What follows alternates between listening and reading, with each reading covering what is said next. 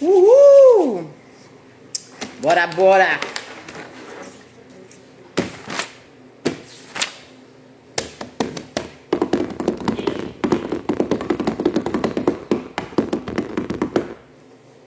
Vamos que vamos, vamos entrando, vamos chamando o povo, já compartilha. Ó, faz tempo que eu não venho ao vivo, hein? Faz uma cota, né? Ah, por que ela tá ao vivo? Porque ela criou vergonha na cara e trocou o celular, né? Tá vendo? Agora dá pra fazer ao vivo toda semana. Toda semana vai ter ao vivo pra vocês aí. Sim ou não? Vamos falar das nossas limitações. Hoje eu quero falar das nossas limitações, das limitações que colocam. Vem, essa aqui, ó, é a Jade. A princesa de casa, meu Deus, essa aqui é a princesa. Fala oi pro povo, fala oi. Oi, cambada de... Acorda vocês que dormem. Bora, vamos lá. Sai pra lá. Vamos falar dos nossos 5 sentidos, né? Quando a gente... biologicamente falando, a gente tem 5 sentidos. Olfato, paladar, visão... Olfato, paladar, visão, audição e tato, certo? 5. Só que aí, quando a gente começa a se aprofundar no todo, em Deus, na palavra dele, começa a entender a Bíblia do jeito que ela é, com os olhos espirituais, digamos assim, como gostam de dizer os cristãos, a gente acaba entendendo. Sabe aquele ditado que diz assim, ai, alguma coisa, um sexto sentido, sabe isso? Então, na real, a gente tem um sexto sentido. E quando a gente está falando de manifestação das coisas do universo, a gente costuma dizer sobre a mentalização, sobre a visualização, sobre a fala, sobre a escrita, e a gente esquece um ponto extremamente importante, tá? Por que eu vou falar desse ponto? Porque a gente tem o código inteirinho. A gente abre o cofre e a gente não puxa a porta para poder pegar o tesouro que está lá dentro. E como que a gente consegue acessar esse sexto sentido, que é a ação de abrir a porta e ir lá e buscar, e tocar, pegar palpavelmente, né? O nosso tesouro. É através a ferramenta que a gente vai usar para isso é a meditação. Por que é a meditação? Porque a meditação, ela acalma, ela coloca a gente numa frequência de alfa, de beta, não vou lembrar agora qual é a frequência, mas enfim, é aquela frequência onde a sua mente está mais tranquila, onde os seus batimentos cardíacos estão ritmados, ou seja, batendo na mesma frequência. E frequência nada mais é do que isso, né? A quantidade de vezes que uma coisa toca uma outra determinada coisa.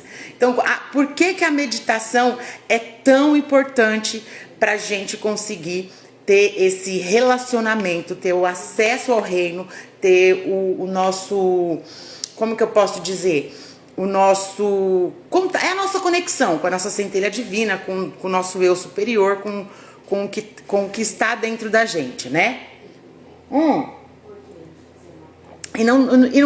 E as coisas de Deus, quando a gente começa a falar sobre as coisas de Deus, a gente precisa entender que ele não é esse mistério todo, que não tem essa dificuldade toda, essas barreiras que colocam, né? A gente precisa entender que as coisas de Deus são simples. Deus é claro. Ele não disse que ele é a verdade e a luz. Então, se ele é luz, ela é clareza. Então, quando a gente começa a ouvir muita coisa, é porque Deus é mistério, porque não consegue, porque não é isso, porque precisa de batismo de Espírito Santo, porque precisa fazer a cabeça porir, porque precisa fazer uma como que os espíritas falam, os kardecistas? Precisa de uma... Não é transmutação a palavra, eu esqueci agora. Precisa transcender. Gente, não precisa de nada disso. Não precisa de nada disso. Nada disso. Você tem 5 sentidos, você tem 6 sentidos, tá? Que a intuição também é um sentido que, inclusive, é o sentido que você mais... É o portal, é a virada de chavinha para você acessar o reino, é a sua intuição, é aquela vozinha que você escuta lá no fundo da sua cabecinha, aquela coisa, a intuição... É aquela voz que queima no teu coração, sabe? Aquela coisa, nossa, a mulher, você já viu mulher quando tá sendo traída? A mulher quando tá sendo traída, ela sabe. O filho quando engana a mãe, presta atenção como é a ação da abertura de porta para acessar o reino. Um filho não mente para uma mãe. Você não vê filho mentindo para a mãe. Não consegue, não tem como. O esposo não engana a esposa. Não existe, não tem como. Não dá. A gente tem isso com a gente. Isso é a voz de Deus. Isso é o que é a voz que você precisa ouvir para tomar suas atitudes. E aí a gente tem medo de ouvir essa voz. Por que a gente tem medo? Porque é loucura da minha cabeça.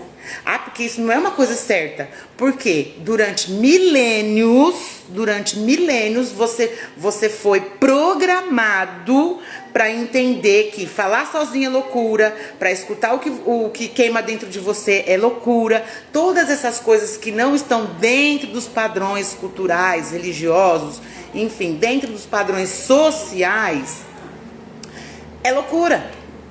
E aí você erra o alvo, vira um pecador. Vocês sabem o significado da palavra pecado, né? Pecado é uma palavra em hebraico que significa errar o alvo. E errar o alvo não tem a ver com comportamento. O que você faz, o que você é, o que você deixa de fazer. Isso pouco importa para Deus. Ele não tá nem aí para isso aí. Não tá nem aí para essas coisas. Ai, Paula, mas aquele irmãozinho que é escolhido. Gente, outra coisa que a gente precisa entender. Deus é o todo. O todo, ele tem uma lista de contatos do universo inteiro. E ele liga o tempo inteiro para todo mundo. Ele tá ligando o tempo inteiro para todo mundo. A pessoa que você acha que é escolhida, que é chamada, não tem nada a ver com isso. Deus não escolhe pessoas, ele escolhe propósito. Ele escolhe não, ele abençoa propósitos. Porque escolher ele não escolhe nada. A obra está terminada, quem tem que escolher é você, certo? Então é você que escolhe. Então sai dessa pira de achar que porque fulano é escolhido, fulano é chamado. Não existe isso para Deus. Não existe isso para Deus. Deus liga para você o tempo inteiro. Você que tem que atender a ligação. Você que tem que tirar o telefone do gancho e falar: e aí, papai? Tô na área.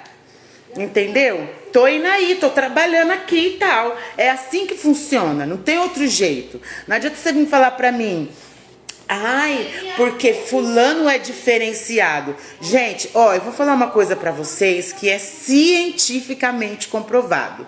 No nosso DNA existe uma combinação numérica. Não sou eu que tô falando não, tá? Foi os cientistas que comprovaram. Tem uma combinação numérica que corresponde a Yahvé. Yahvé, numa tradução aí, significa Jeová. Então é Deus. Então no nosso DNA já tem Deus lá. Já tem Deus atestado no nosso DNA. Não à toa eu sou, né? Não à toa eu sou. Então a gente precisa começar a entender isso. Como que a gente vai fazer? Paula de Deus, eu entendi tudo que você disse, mas e agora?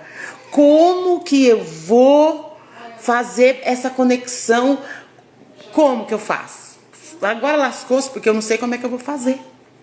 Não tem segredo, gente. Tá com medo? Não faz. Quem tem medo, não faz. Porque o medo é a fé de Satanás. Sabe o medinho? Sabe aquela vozinha que fala assim pra você: vai pelo caminho C, manda o seu chefe. Você trabalha de carteira assinada? CSLT? Aí você tem a maior vontade de ser empreender em alguma coisa, fazer alguma coisa, mudar a sua vida. Só que você não faz, porque você tem medo. Porque lá você já tem uma estabilidade. Então você não vai fazer porque você tem medo. E aí o que acontece? Satanás faz a festa. Satanás faz a festa. Por quê? Porque o medo é a fé de Satanás. Entendeu? E aí você fica mentindo pra você mesmo. Não cumpre o seu propósito, não realiza seu sonho, não faz o desejo do seu coração. Erra o alvo, vira um pecador e o salário do pecado é a morte. Ah, Paula, mas você tá falando pra mim que eu vou morrer? Você tem certeza que você tá vivo? Fala pra mim. Você tem certeza que você tá vivo? Ou você tá morto? É uma questão Não é nenhuma questão de ponto de vista, é uma questão de lógica, matemática, 2 mais 2. Se eu não estou vivendo a vida que eu quero viver, logo eu não estou vivo.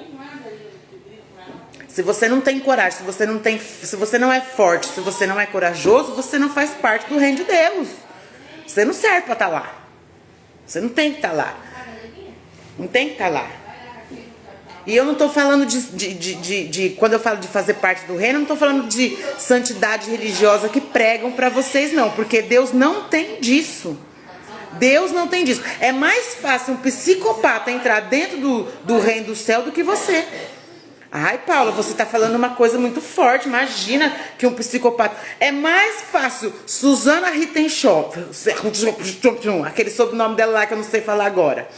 Aquele lá que matou a menininha, o Nardone, o outro lado, o maníaco do parque. Tudo esse povo aí é mais fácil entrar lá do que você. Você sabe por quê? Porque na palavra diz, ou você é morno, ou você é frio, ou você é quente. Morno pra mim não serve. E os caras fazem o quê? Vai lá e faz.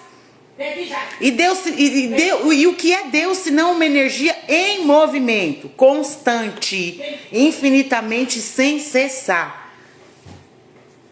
E aí você fala, ai Paula, você tá indo muito além, você tá indo muito profundo, você tá distorcendo as coisas. Eu não tô distorcendo as coisas, vocês que não leem a Bíblia do jeito que tá escrito lá. Não tem como, não existe isso, não tem como você falar assim pra mim, pra você ter uma ideia, a misericórdia de Deus não é porque a gente olha a palavra misericórdia, a gente imagina que é uma coisa caridosa, que é uma coisa caridosa no sentido de dozinha, de que, porque Deus não vai fazer isso comigo, porque Ele gosta de mim. Não, a misericórdia de Deus tá aí todo santo dia. Todo dia que o sol nasce, é a misericórdia de Deus sobre a sua vida. Não tem essa de... E o dia, ele não vai ser... Ele pode ser ruim, ele pode ser bom, ele pode ser ensolarado, ele pode ser chuvoso. Ele vai estar lá. Então a misericórdia de Deus é isso. Então, não adianta você querer romantizar Deus. Não tem como romantizar Deus. Não dá para romantizar Deus. É impossível você romantizar Deus. A obra está terminada. Presta atenção nessa frase lá no começo da Bíblia, quando ele fez tudo que tinha para ser feito. E ele disse, a obra está terminada. Terminada. Você vai ser julgado pelo o quê? E você vai ser condenado pelo o quê? Que se além dele ter dito lá que a obra estava terminada, ainda vem o outro livro que de uma outra maneira diz exatamente a mesma coisa no Novo Testamento, quando ele manda o seu filho pródigo para salvar a humanidade aí com o seu sangue. A obra está terminada, você já foi justificado. Então não precisa, não precisa querer fantasiar o que está escrito lá. Deus é simples, é claro, Ele é luz. Não tem como você ficar fantasiando isso. Não tem. Então, se você for uma pessoa... Aí, o que acontece? Aí vem o religioso e fala assim pra mim, mas eu sei que eu vou pro céu porque eu prego o nome...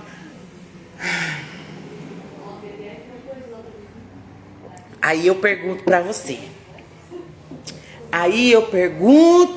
você. A lei da semeadura fica onde?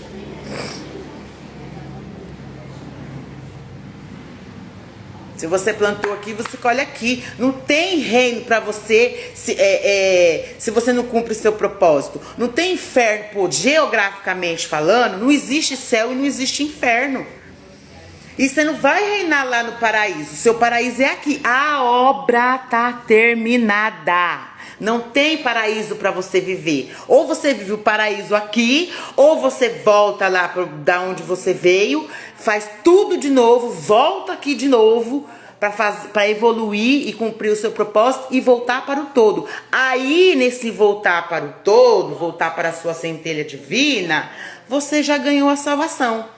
Pra vocês entenderem aí os religiosos de plantão, para entender o que é salvação, tá? Então é isso. Gente, eu tava com saudade de vocês mesmo, de verdade. Vocês conseguiram entender aí a pegada? a parada toda, do todo. Então, quando você vai falar de Deus, você tem que usar os 5 sentidos. Paula, pratica pra mim, pratica. Como que Deus fez o mundo, gente? Deus disse, ele usou o paladar. Deus disse, haja luz e houve luz. Ele foi lá e fez a luz. Então, o que você quer manifestar na tua vida? O que você quer? Você vai usar o poder da sua mente, o poder da sua visão, o poder da sua audição, o poder da sua fala e o poder da sua escrita. Escreve lá. Deus, quando ele fez o mundo, ele pintou tudo isso aqui. Isso aqui nada mais é esse mundo todo aqui, esse planeta Terra aqui que você tá vendo, é um quadro de Deus. E a pintura, as cores que a gente vê aí no mundo afora, é o alfabeto de Deus. A gente pode colocar assim, de uma maneira mais analógica das coisas. Analógica que fala? O que eu quis dizer é que eu tô fazendo uma analogia. Fazendo uma analogia das coisas, o mundo nada mais é do que um quadro, as cores é o alfabeto de Deus, o desenho é o idioma dele. É simples, gente, é só vocês querer ver. E aí você vai ver. E aí vem o outro me diz me ajuda, né?